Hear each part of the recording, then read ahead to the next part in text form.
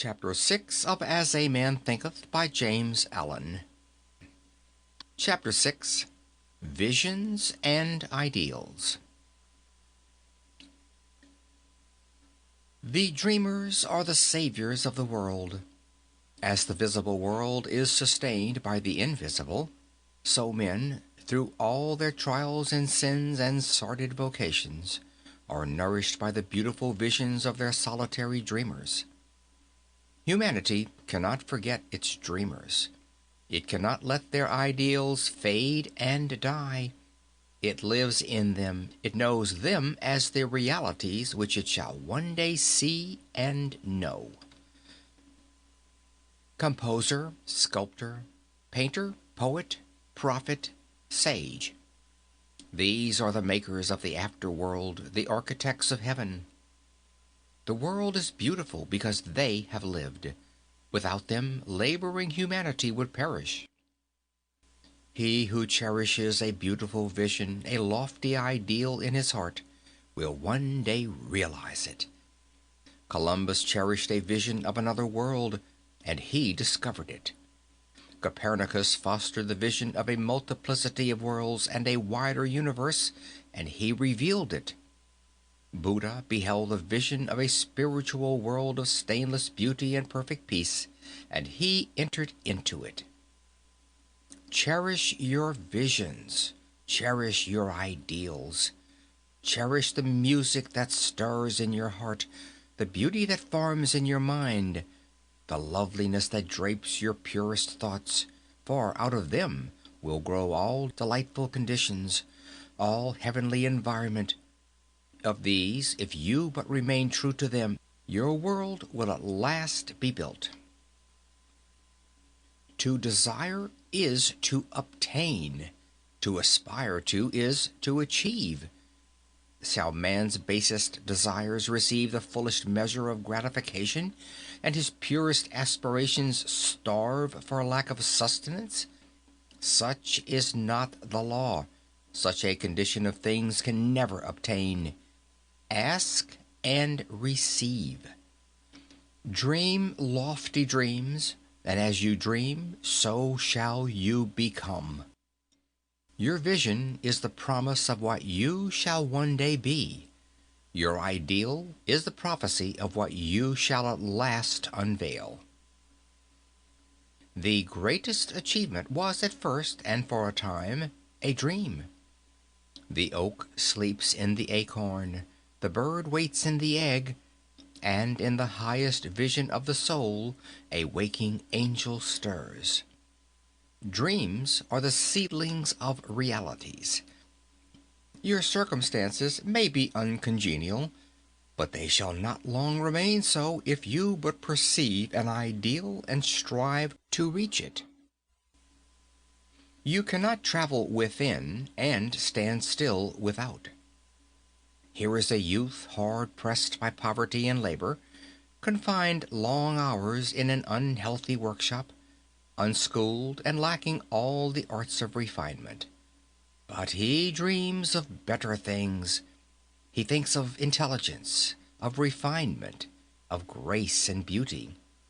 He conceives of, mentally builds up, an ideal condition of life. The vision of a wider liberty and a larger scope takes possession of him.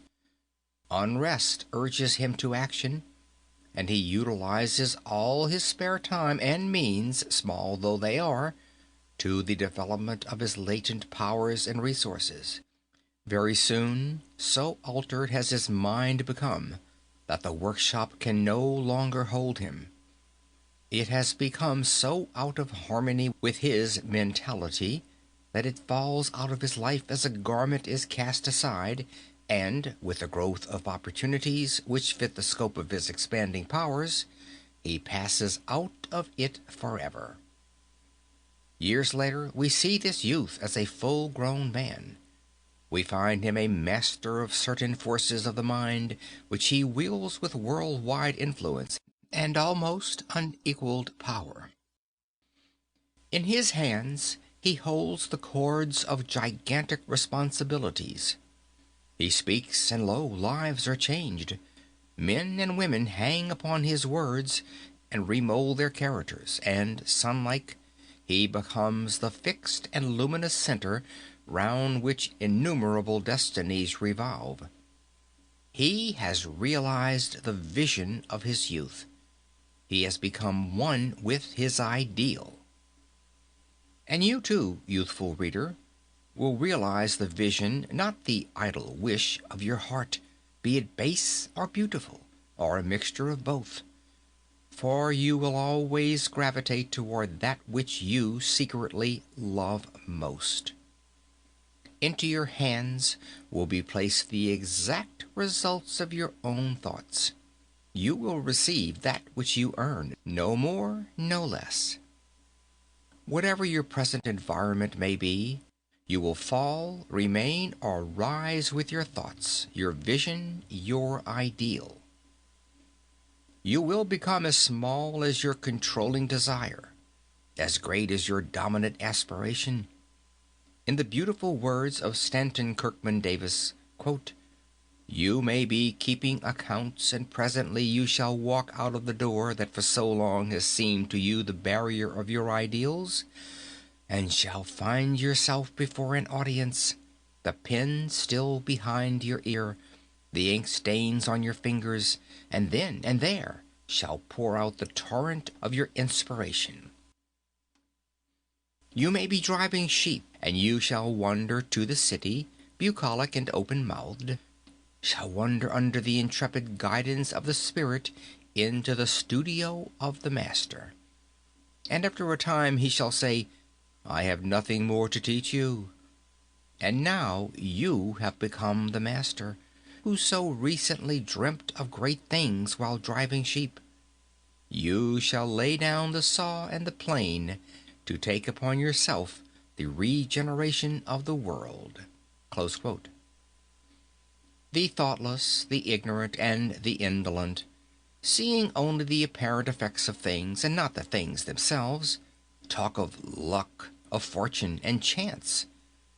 Seeing a man grow rich, they say, "How lucky he is."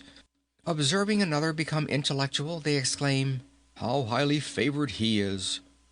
And noting the saintly character and wide influence of another, they remark, "How chance aids him at every turn."